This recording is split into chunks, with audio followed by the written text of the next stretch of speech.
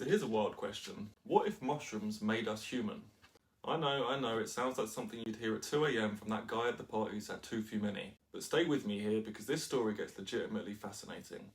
Back in 1992, this ethnobotanist named Terence McKenna published a book called Food of the Gods.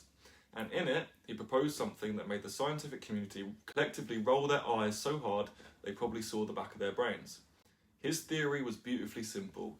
Our ancestors in Africa ate magic mushrooms, and those mushrooms didn't just get them high, they literally helped triple the size of the human brain over a relatively short evolutionary window. The scientific establishment basically laughed him out of the room, called it a psychedelic fantasy, stoner logic, and honestly I get it because it does sound ridiculous. But here's the thing, 30 years later, scientists are starting to take another look, and some of them are saying, maybe this isn't as crazy as we thought. Let's rewind 2 million years. You're an early human on the African grasslands. It's warm, there's seasonal rain, and there are animals everywhere. Grazing animals, which means there's something else everywhere too. Dung. And where there's dung, in warm, rainy conditions, mushrooms absolutely thrive, including psilocybin-containing species that we know evolved around 65 million years ago, long before humans even existed. So picture this. Your ancestors are foraging, they're trying everything, and they stumble across these mushrooms growing in the dung. So they eat them. McKenna's proposal was that at low doses, these mushrooms sharpened visual acuity, improved pattern recognition, made you better at hunting, and better at spotting predators. And that's an evolutionary advantage.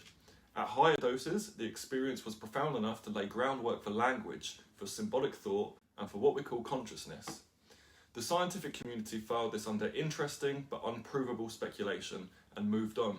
Fast forward to 2024, Terence died back in 2000 unfortunately, but his younger brother Dennis, also an ethnobotanist, shows up at the Telluride Mushroom Festival with an update on the theory, as reported in a recent article by Matt Busby in Double Blind magazine. He says that the science has caught up, and the theory has shifted from plausible to more than likely. What's changed? Well, a few things. First, neuroplasticity. In the early 90s, scientists thought the adult brain was basically locked in place after childhood, but now we know that the brain is widely malleable and constantly reorganising itself based on experience. And remarkably, psilocybin is one of the most powerful neuroplasticity promoting compounds we've ever discovered. It literally loosens entrenched neural pathways. Researchers describe it as putting the brain into a developmentally open mode of cognition. Your brain becomes more flexible, more open to new connections. Second, epigenetics. This field has exploded in the last couple decades. We now understand environmental inputs, your diet, your stress levels, chemical exposures, can alter how your genes express themselves without changing the DNA itself. And these changes can be passed down across generations.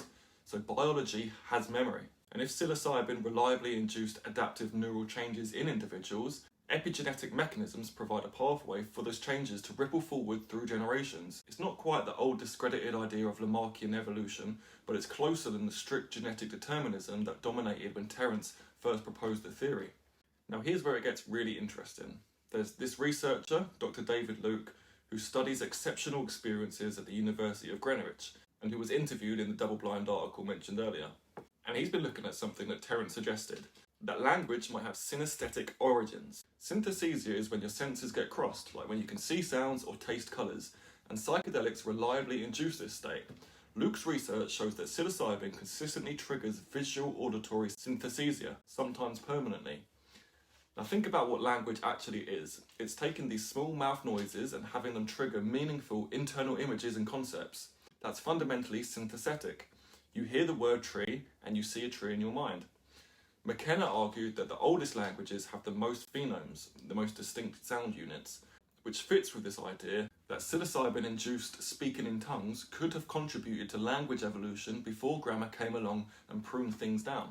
Imagine early humans having these experiences, making all these connections between sounds and visual concepts, building the scaffolding for concrete nouns and verbs. Slowly, over generations, language emerges. Now Dennis McKenna is careful here. He's not saying mushrooms alone cause human cognitive evolution. Obviously lots of things mattered. Eating meat, increased caloric intake, fire reducing the digestive costs of food, social pressures driving vocal learning. Recent paleoclimatological data shows large parts of North and East Africa were much wetter 2 million years ago than they are today. Perfect mushroom growing conditions. Archaeological evidence places early cattle species alongside tool-making hominins in exactly these regions, so the ecosystem was there. A 2024 study used genomic technology to date psilocybin mushrooms back 65 million years, so the shrooms were likely there too. And then there's this wild finding. A recent preprint study on human gene expression in response to psychedelics found that psychedelic responsive genes are overrepresented among human accelerated genes. In plain English, psychedelics rapidly turn on specific genes in the part of the human cortex involved in higher thinking, awareness, and long-range communication between brain regions. As Dennis puts it, what else could have had this kind of influence on this rapid neural evolution? Now, not everyone's convinced, obviously. Archaeologist Eliza Guerra-Dose calls the theory too simplistic, and she makes fair points. There's no archaeological proof that early humans consumed psilocybin mushrooms. Unlike alcohol or cannabis, mushrooms don't leave residue in pottery or clear traces in bones. Evolution is messy and multi-causal. Attributing consciousness or language solely to mushrooms risks mistaking correlation for causation. And psychedelics can also impair judgment, induce fear, and destabilize perception. Not obviously adaptive qualities when you're dodging predators on the savannah. But Dennis counters that by saying being stoned doesn't necessarily mean being impaired. At low doses, hand-eye coordination and visual acuity actually improve, which is why he's moved away from calling it the stoned ape theory toward the awakened ape theory. Now here's what I think is the most fascinating part of all this. For decades, we've viewed evolution through this lens of competition, survival of the fittest, and individual organisms fighting it out. But what if the real story is about partnership, about symbiosis? Fungi and humans have been dancing together for millions of years. We help mushrooms spread their spores and reproduce. They recycle waste, detoxify environments, and offer us compounds that boost health and alter consciousness in profound ways. It's mutualism, like the fungal networks that connect trees underground, sharing nutrients and information, and making forests more resilient.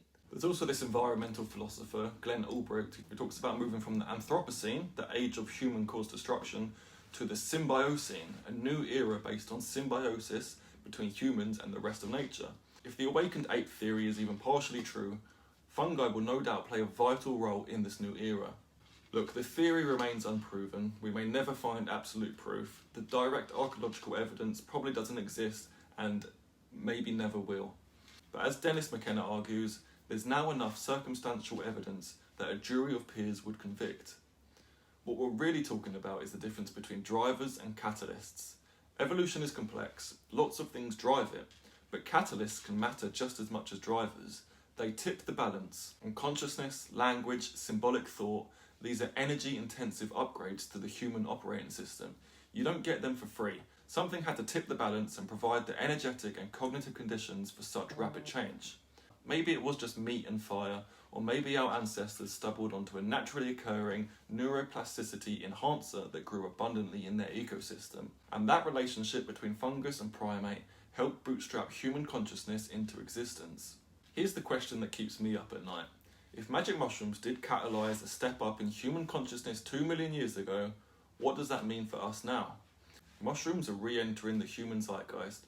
Psychedelic research is exploding, clinical trials for depression, PTSD, and addiction are all happening. We're rediscovering this ancient relationship. Could widespread consumption initiate another step up in human consciousness?